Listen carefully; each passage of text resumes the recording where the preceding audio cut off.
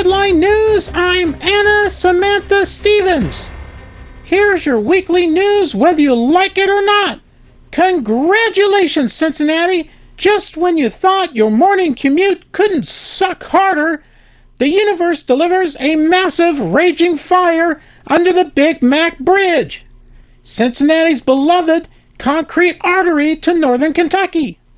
Yep, some genius combo of wood and synthetic garbage at the playground under the bridge decided to go up in flames around 3 a.m., hitting temperatures hot enough to melt steel beams and transforming the so-called playground into a cauldron straight out of Mordor. About 60 firefighters got called out to tackle this flaming hellscape, only to find the bridge itself had joined the party. We're talking beams charred to a crisp, a road deck looking like a burnt marshmallow, and a sign truss that's probably halfway to becoming scrap metal. Bottom line, the southbound lanes of the bridge are closed indefinitely. That's right, folks. Good luck getting to Kentucky anytime soon. And before you start holding out hope, Ohio Department of Transportation is not giving you a timeline. Just a vague, maybe weeks, maybe days. It won't be days. Who knows? Not our problem. Definitely not my problem. All right, gather around, folks, because we've got a streaming hot pile of shit on this next one. Our pal, Mr. Beast, YouTube's golden boy, just wrapped up his totally not biased internal investigation, run by, you guessed it, the very same people he hired to investigate themselves. Spoiler alert, they found absolutely nothing to see here. Shocker, right? So here's the juicy rundown. Mr. Beast's longtime buddy and co-host, Ava Chris Tyson, got slapped with some serious grooming allegations. Think 13-year-old fan, creepy messages, the works. Naturally, Mr. Beast did what any multi-millionaire would do. He dumped a boatload of cash on a law firm to prove they're squeaky clean. Enter Alex Spiro from Quinn, Emanuel, Urquhart, and Sullivan, and blah, who nobly reviewed millions of messages and interviewed 39 employees, only to come back and say, hey, turns out we're innocent. Wow, that's as believable as a politician at a charity event. According to Spiro's little nothing to see here report, the grooming claims were soundly rejected. And just for fun, they threw in some drama about finding isolated incidents of workplace harassment. Because, hey, a bit of casual misconduct at the office is apparently NBD as long as it's not technically illegal, right? What does NBD stand for? Look it up! And just when you thought it couldn't get any stupider, here's the kicker. Mr. Beast's company grew so fast that nobody bothered to set up actual policies. Yep, it's 2024, and they're just now getting to drafting an employee handbook? Like some mom-and-pop startup instead of $1 billion enterprise? But hey, don't worry, guys. They're on it. A new CEO is on the way, too, because nothing screams we care about our image like shuffling the executive deck after a scandal. We need a new CEO here, too. Employee handbook? And it's not like this was Jimmy's only recent f***up. No. Just days before, Mr. Beast got roasted by YouTuber Rosanna Pansino for selling moldy lunchly meal kits.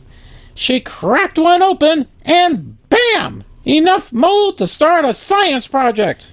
Instead of owning up to it, Mr. Beast's PR team threw a toddler-level tantrum telling Newsweek to consider the source, rather than, actually addressing the moldy horror show of a product they're peddling.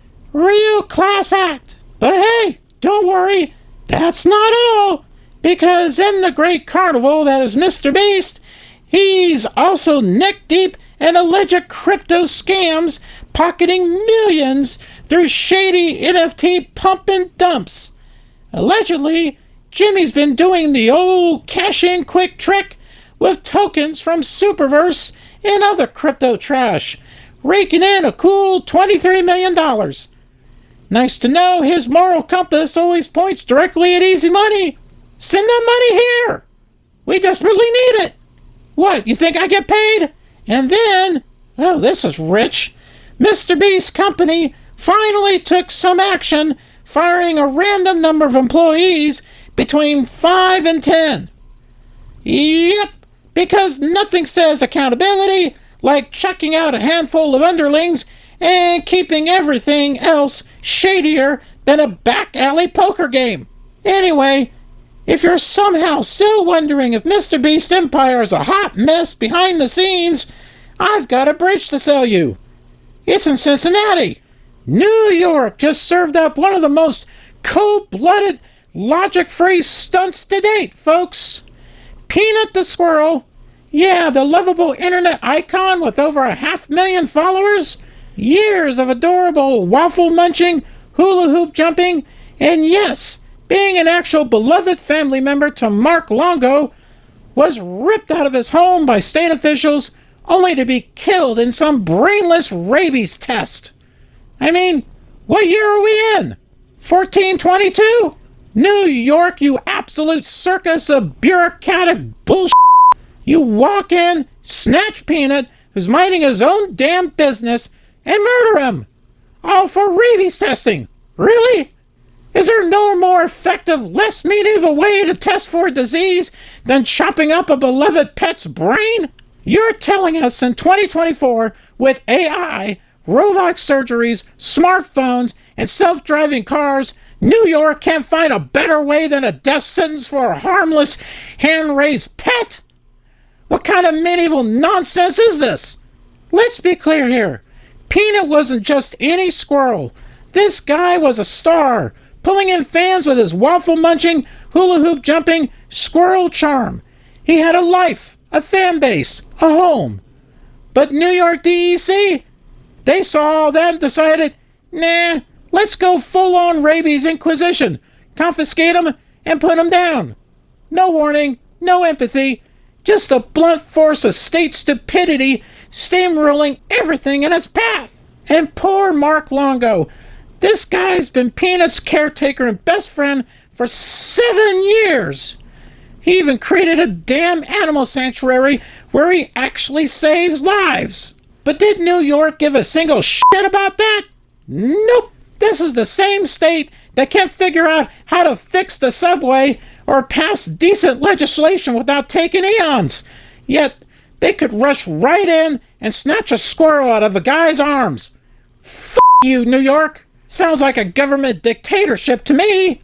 And speaking of government dictatorships, we come to California. In a move that screams we're too f***ing stupid to read labels, the Sunshine State has decided to wave goodbye to sell-by dates, like they're just some pesky flies buzzing around your half-eaten takeout. Because who the hell needs to know if the milk is curdled? Or if that leftover pizza has transformed into a petri dish? Apparently, not you. If you live in California, forget about keeping track of your food. Who has time for that? Now, you can dive headfirst into your fridge like you're going to the salad bar at a college cafeteria, blissfully unaware if you're about to bite into a delicious snack or a bacterial nightmare. It's like a game show where the prize is food poisoning. Congratulations, you won a side of E. coli. And if you hated all that news, then guess what? You're gonna hate this next bullshit segment as much as I do.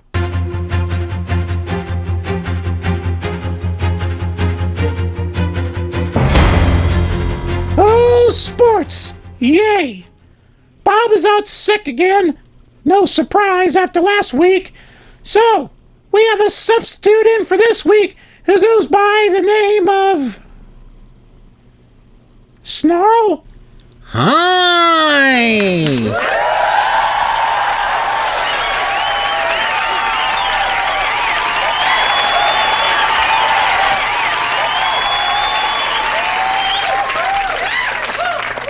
How can I help you today? Is this a f***ing joke? Joke? Joke? Did you just call me a joke?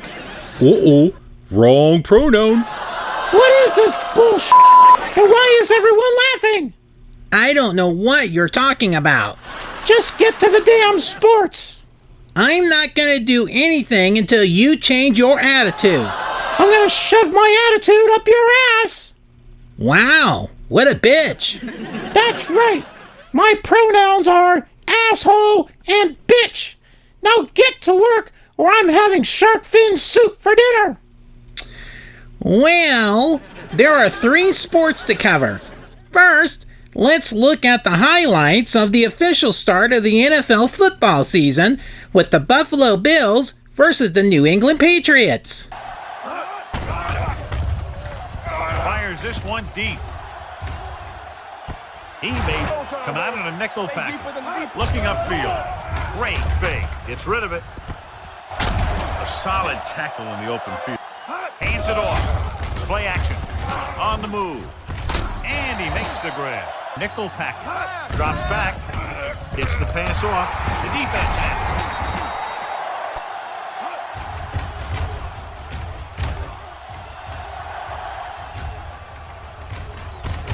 From the 17-yard line.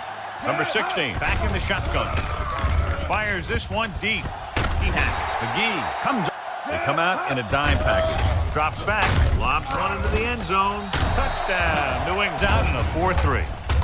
Gets rid of it. Jeff Posey has it.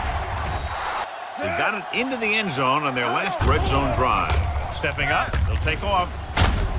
It's free. The Patriots scoop up the fumble. Drops back, throws to the end zone. Touchdown, Patriots. Looking for something long. It's going the other way. The 40, the 30, the 20, the 10. Touchdown, Bills. Buffalo using 3 linebackers. Hands it off. Pressure coming. Down he goes. McGahee, the lone back. Gets the pass off. Picked off. It's intercepted. Sheds the tackle. About 9 guys at the line of scrimmage against the shotgun. On the carry. Touchdown, Patriots. Big touchdown run that time as they snatch the lead away here in the 4th quarter. The Patriots won at 21 against the Bills at 17. Now, we move to the NHL Hockey League with the Anaheim Ducks against the Los Angeles Kings. Boscheman goes behind his net. He scores! And halfway through the first, they've got the game's first goal. Delayed call. Gleason gets called for tripping. He's not happy about getting that minor, but he's going to the box anyway.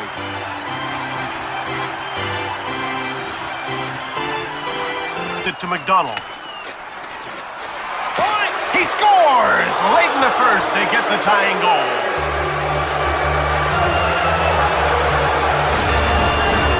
When he's coming down on the goalie, he can do so many things, all because of that wicked wrister.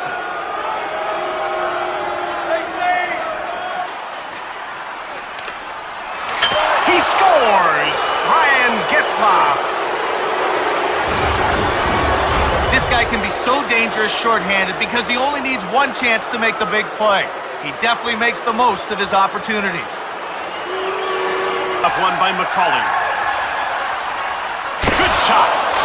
He scores on the power play. To Avery. Now it's passed to Brown. Quick shot from the right. He scores.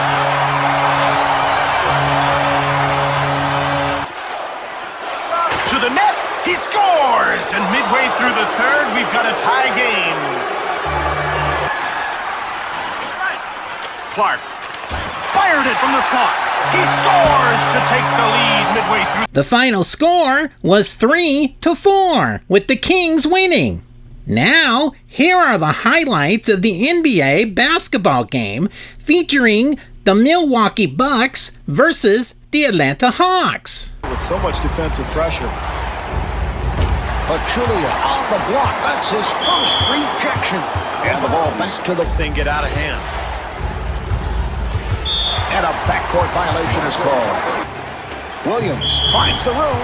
Oh, that was a good call. I didn't think there's any question about it. I don't know what play you were looking at. That was obviously a block, and yet he gets called for the charge. Here's the replay. Look, there's no question. Marv, put your glasses on. Watch him. They're on. He slides in there. He was not in position at all. I can't take this anymore. I've had it. Maurice Williams.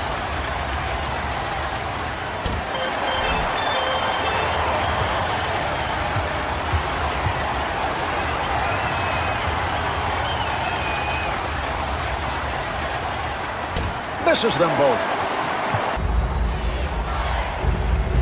Williams takes all the way. Well, that's poor defense there, Marv. They've got to keep their man in front of them.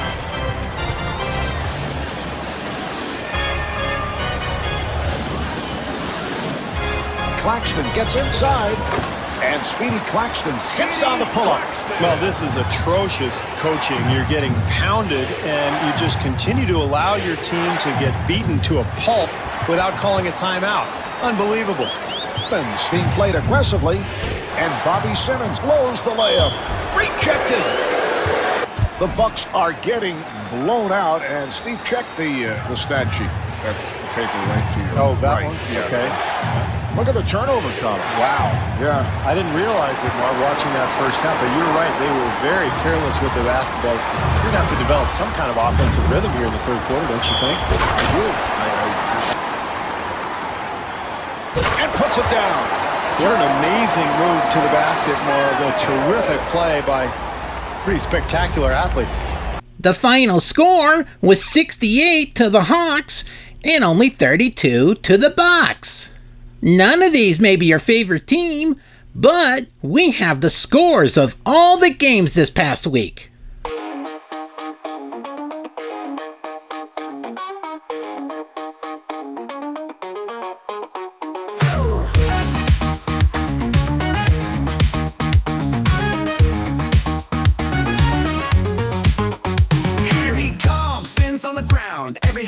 Every jaw drops down. Snarl the shark struts in with pride. Crowds going wild, can't be denied. He's sharp as a blade, cool as the sea. They cheer his name. Snarl, that's our G.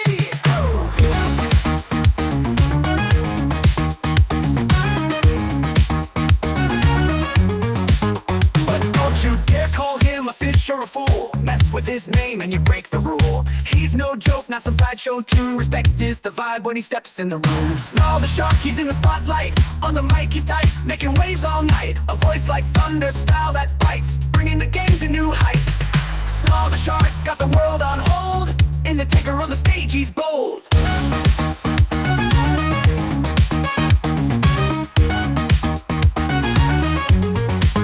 From sports to news, he's the talk of the sea. With a sharp wit and commentary so free. He's here 1 minute, gone the next tide. Hard to keep up, but they all ride. Fans crowd the screen just to see his face, cheering his name all over the place.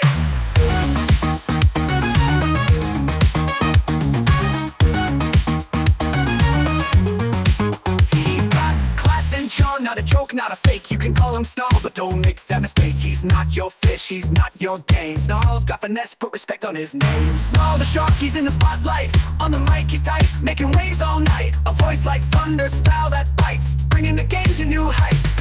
Snarl the shark, got the world on hold. In the tinker on the stage, he's bold. And that's it. I'm going home now. Good riddance.